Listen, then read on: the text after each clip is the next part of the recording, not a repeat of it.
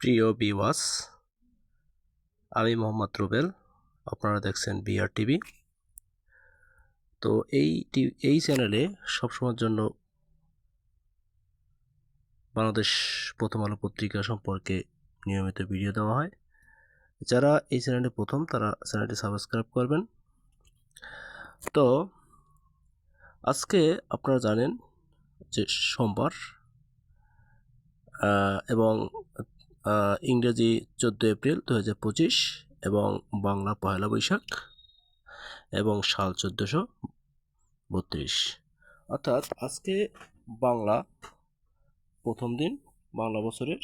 আমরা এটাকে পয়লা বৈশাখ হিসাবে উদযাপন করি, যেটাকে বলি শুভ নববর্ষ। সবাইকে জানাই শুভ নববর্ষের শুভেচ্ছা। তো আজকে প্রথম আলো পত্রিকার গুরুত্বপূর্ণ সংবাদের দিকে যদি আমরা তাকাই, তাহলে এখানে আমরা দেখতে পারি যে গ্যাসের দাম 33% বাড়লো। অর্থাৎ গ্যাসের দাম এমনিতেই বাড়তি, আরও 33% বেড়ে গেল। এই নিয়ে প্রথম আলোতে সবার আগে এটা সংবাদ প্রচার করেছে। অর্থাৎ এখানে যদি আমরা একটু বিস্তারিত পড়ি, তাহলে আরও একটু ভালো বুঝতে পারবো যে ভোক্তা ও ব্যবসায়ী প্রতিনিধিদের তীব্র আপত্তির পরও বাড়লো গ্যাসের দাম। নতুন শিল্পের জন্য গ্যাসের দাম বাড়ানো হয়েছে 33%। এছাড়াও যদি এখানে আমরা গুরুত্বপূর্ণ প্রথম আলো সংবাদের মধ্যে যাই, তাহলে আমরা দেখতে পারি যে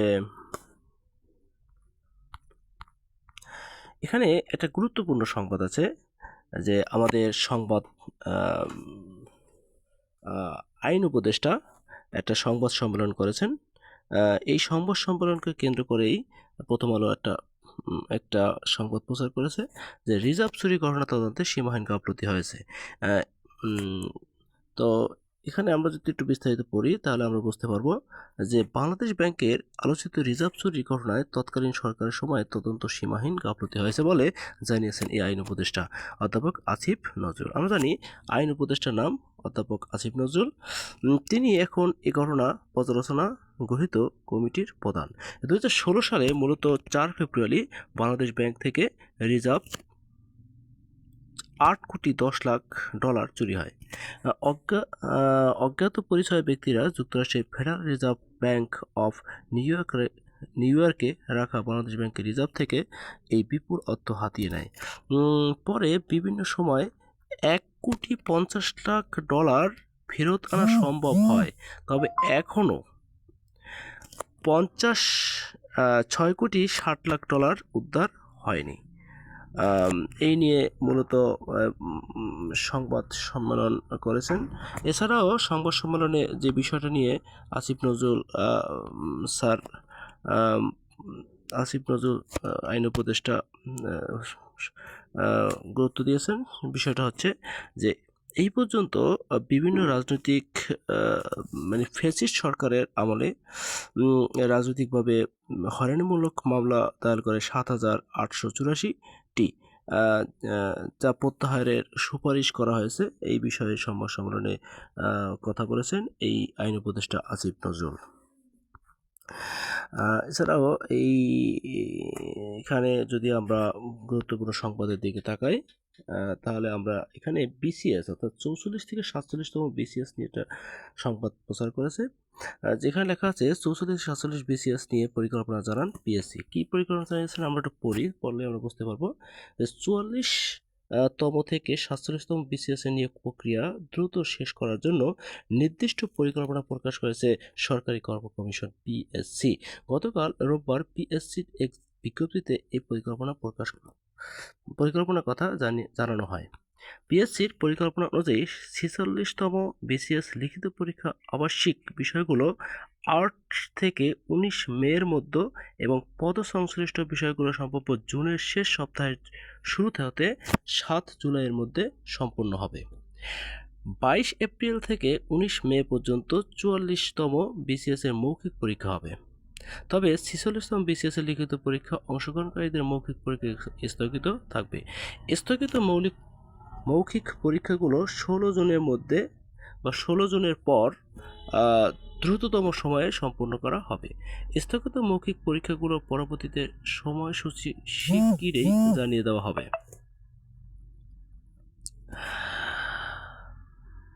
44তম বিসিএস পরীক্ষার চূড়ান্ত ফলাফল জুনের মধ্যে প্রকাশ করার পরিকল্পনার কথা জানিয়েছে এই পিএসসি।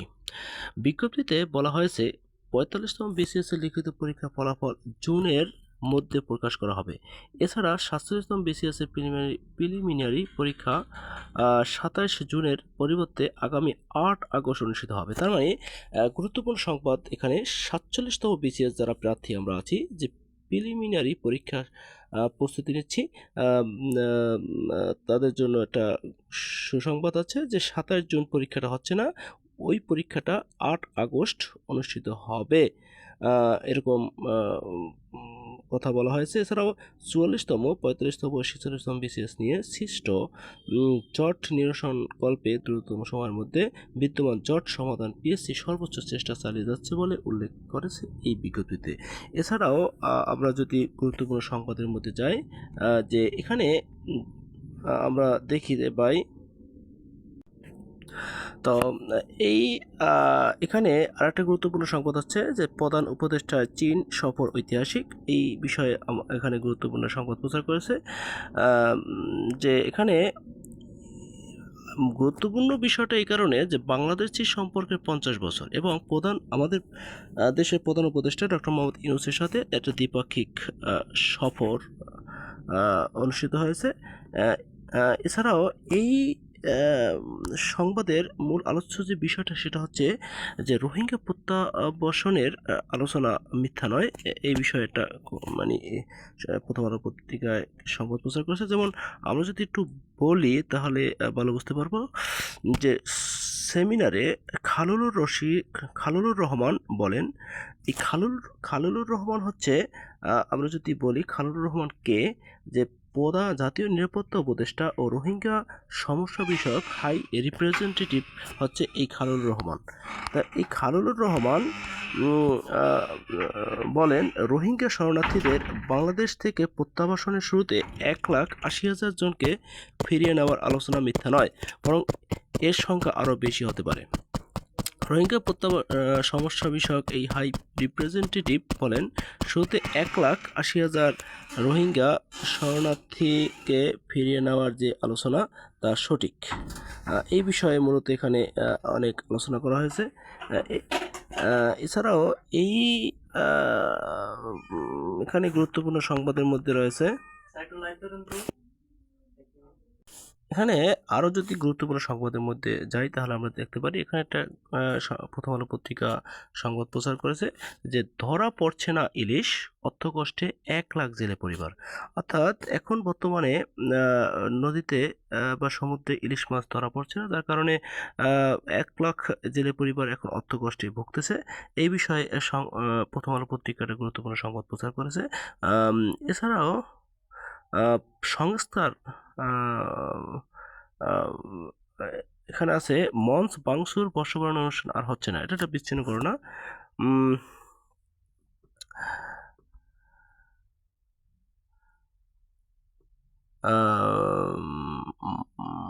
এখানে তথ্য সম্প্রচার উপদেষ্টা মোহাম্মদ মাহফুজ আলম বলেন যে গণতান্ত্রিক উত্তরণের লক্ষ্যে কাজ করছে অন্তর্বর্তী সরকার। এই বিষয়ে মূলত এখানে একটা সংবাদ প্রচার করেছে প্রথম আলো পত্রিকা। এছাড়াও যদি গুরুত্বপূর্ণ সংবাদে তাকাই তাহলে আমরা দেখতে পারি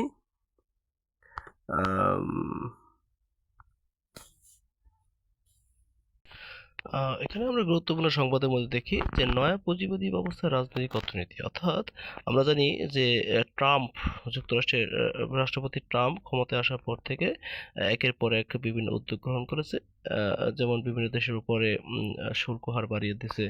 এছাড়া অন্যান্য অনেক গুরুত্বপূর্ণ জিনিস হাতে নিয়েছে, যেটাকে কেন্দ্র করে এখানে মূলত তাছাড়া আমরা জানি যে যুক্তরাষ্ট্র হচ্ছে বিশ্বের অন্যতম একটা পরাশক্তি। অর্থনৈতিক ক্ষমতাধর রাষ্ট্র, যার কারণে এখানে ভূ রাজনীতির ব্যাপারটাও জড়িত। এই সব কিছু মিলিয়ে মূলত একটা প্রথম আলো পত্রিকা সংবাদ প্রচার করেছে যে নয়া পুঁজিবাদী ব্যবস্থার রাজনৈতিক অর্থনীতি। এটা বিস্তারিত পড়লে পড়ার সময় নেই, কারণ এখানে স্বল্প সময়ের জন্য ভিডিও তৈরি করা হয়। এটা পড়ার জন্য আমি এখানে আপনার স্ক্রিনশট নিয়ে অথবা ভিডিওটা ধরে রেখে পরে দেখবেন। আমি একটু দেখাচ্ছি, তাহলে বুঝতে পারবেন এখানে কি লেখা আছে।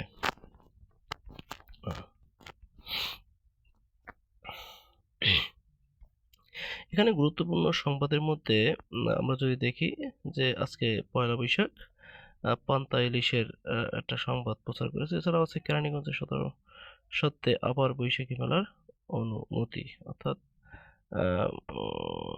যদি এখানে আরো গুরুত্বপূর্ণ সংবাদে যদি তাকাই, আমরা যদি সম্পাদকীয় দিক যাই, অর্থাৎ আজকে প্রথম আলো পত্রিকায় গুরুত্বপূর্ণ সম্পাদকীয়ের মধ্যে রয়েছে যে পয়লা বৈশাখ। আজকে পয়লা বৈশাখকে কেন্দ্র করে এটা সম্পাদকীয় প্রচার করেছে যে পয়লা বৈশাখ ধরে রাখুন সংহতির ঐতিহ্য।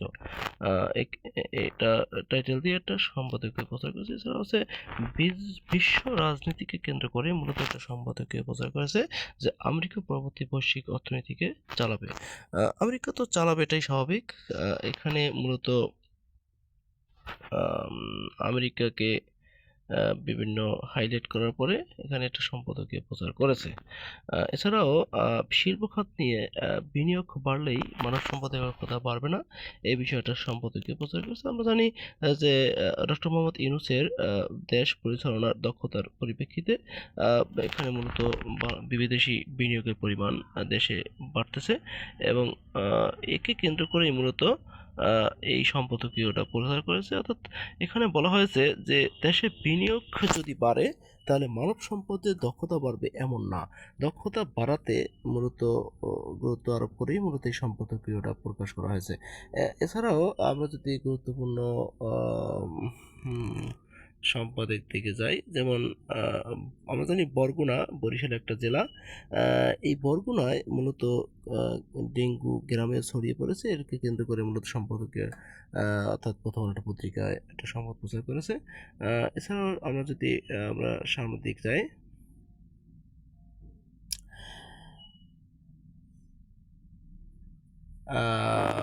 তাহলে আমরা দেখতে পারি এখানে একটা গুরুত্বপূর্ণ সংবাদ প্রচার করেছে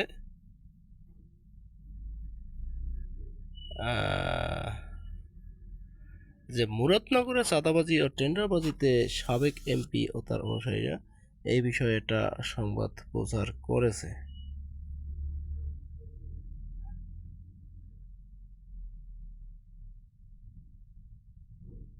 অর্থাৎ এখানে আওয়ামী লীগের ক্ষমতা যাওয়ার পরে বিএনপির কিছু নেতাকর্মী তারা বিভিন্ন রকমের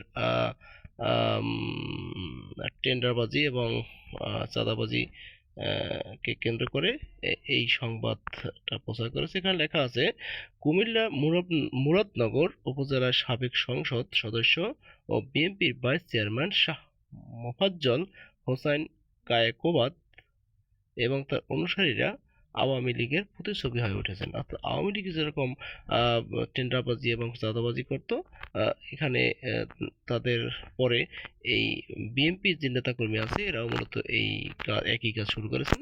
এর উপর গুরুত্ব আরোপ করেই মূলত এই সংবাদ অর্থাৎ এই প্রথম আলো পত্রিকাটা গুরুত্বপূর্ণ সংবাদ প্রচার করেছেন। এছাড়াও যদি আমরা দেখি গুরুত্বপূর্ণ সংবাদের মধ্যে, এছাড়া গুরুত্বপূর্ণ সংবাদের মধ্যে রয়েছে যে বৈদেশিক মুদ্রা রিজার্ভ 26 বিলিয়ন ছাড়িয়েছে। অর্থাৎ বাংলাদেশ ব্যাংকের মুদ্রা রিজার্ভ 26 বিলিয়ন ছাড়িয়েছে, এটা একটা গুরুত্বপূর্ণ সংবাদ অর্থাৎ প্রথম আলো পত্রিকা প্রকাশ করেছে। এছাড়াও আছে যে অর্থ বাণিজ্যের আরেকটা সংবাদ রয়েছে, যেমন প্রথম আলো পত্রিকা প্রকাশ করেছে যে 3100 কোটি টাকার বিনিয়োগ প্রস্তাব এসেছে। কিরকম যে সদ্য সমাপ্ত বিনিয়োগ সম্মেলনে প্রাথমিকভাবে 3100 কোটি টাকা বিনিয়োগ প্রস্তাব এসেছে বলে জানিয়েছে বাংলাদেশ বিনিয়োগ উন্নয়ন কর্তৃপক্ষ বিডা।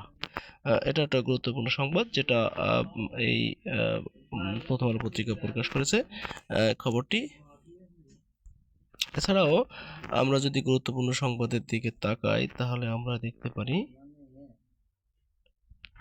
আমরা জানি যে আগামী খুব তাড়াতাড়ি বাজেট ঘোষণা করা হবে।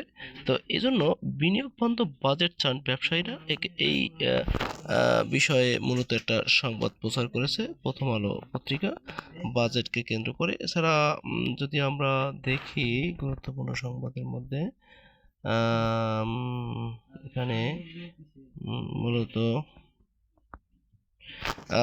শেষ আন্তর্জাতিক খবরের মধ্যে যদি আমরা তাকাই তাহলে দেখতে পারি যে শেষ সচল হাসপাতালেও হামলা, অর্থাৎ আমরা জানি যে ইসরায়েল বাহিনী গাজার উপর নৃশংস হত্যাকাণ্ড বা গণহত্যা চালাচ্ছে। একে কেন্দ্র করে মূলত এই সংবাদটা প্রচার করা হয়েছে। এখানে বলা হয়েছে যে এক শেষ সচল হাসপাতাল তারা মূলত হামলা চালায়, এর উপর ভিত্তি করে মূলত এই সংবাদটা প্রচার করা হয়েছে। এখানে যদি আমরা কিছু পড়ি তাহলে আমরা বুঝতে পারবো, যেমন ফিলিস্তিনের গাজায় সর্বশেষ পুরোপুরি সচল হাসপাতাল হামলা চালিয়েছে ইসরায়েল, এতে হাসপাতালটি কার্যক্রম বন্ধ হয়ে গেছে। এই বিষয়ে এখানে সংবাদ প্রচার করেছে প্রথম আলো পত্রিকা। এছাড়াও রাশিয়া মূলত ইউক্রেনের উপর একটা হামলা চালিয়েছে এবং হামলায় 34 জন ইউক্রেন নিহত হয়েছে, তার উপর ভিত্তি করে মূলত এখানে একটা সংবাদ প্রচার করেছে প্রথম আলো পত্রিকা। এছাড়া আমরা যদি গুরুত্বপূর্ণ সংবাদের দিকে তাকাই তাহলে এখানে আমরা দেখতে পারি যে এখানে আমরা বিনোদন খবরে যেতে চাচ্ছি না। এখানে আমরা যদি খেলার সংবাদের দিকে দেখি তাহলে গুরুত্বপূর্ণ খেলার সংবাদ হচ্ছে যে ঋতুর ব্যাটে নববর্ষের উপহার কীরকম, যা নারী বিশ্বকাপ বাছাই পর্বে 236 রানের লক্ষ্য, বাংলাদেশ 139 রানে হারিয়ে ফেলে 6 উইকেট। সেখান থেকে দলকে অবিশ্বাস্য জয় এনে দিয়েছে ঋতুমণি। এটা একটা গুরুত্বপূর্ণ সংবাদ যেটা নববর্ষের উপহার হিসাবে সংবাদ প্রচার করেছে এই প্রথম আলো পত্রিকা।